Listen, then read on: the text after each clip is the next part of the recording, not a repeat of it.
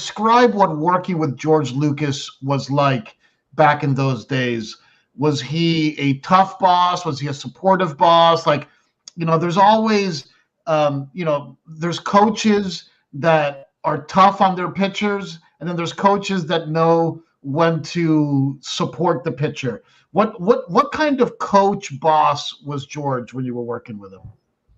So when I started working with him, he was a very reticent man, and he was shy around people that he didn't know well. Once he got to know you, then you could kibitz with him, and he was like a big college kid. So he'd come to work, he's wearing jeans, he's wearing a flannel shirt. On the weekends, he would wear his USC film school Letterman jacket. And the thing about him was his ability to analyze and say, that's good enough, or, we have to redo something, or you send it to me and I cut it in and it's not working with the sequence. So one time he comes, he's been away. We're on Jeddah. He's been away for a couple of weeks. Well, we think we have shots done, but the shots are still hot on the sets because we want to tear all the sets down and remove the models and change the lighting until we get an okay. So he finally comes in one morning to the screening room, and the producers are kind of wringing their hands and they're feeling like they're behind. And George says, "You want decisions?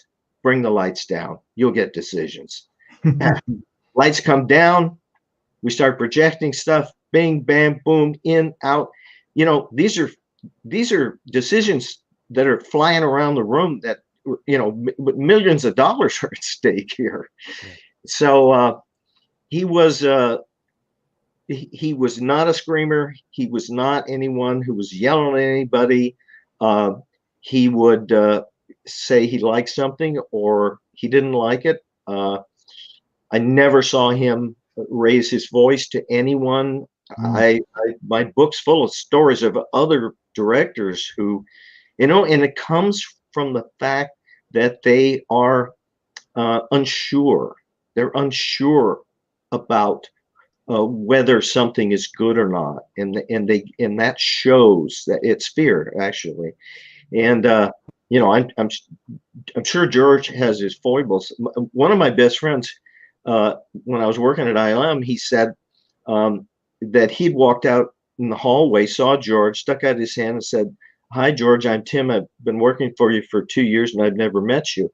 And he said George practically jumped backwards. He felt like he was invading, his space. But everyone in Marin let the guy live his own life. And I've got a story about that. So I'm there the first week or so. We go to Daly's, then we go to the coffee shop across the parking lot. It was called Foodles. And we'd get a cup of coffee or a donut and then go back and start, editing whatever we were doing.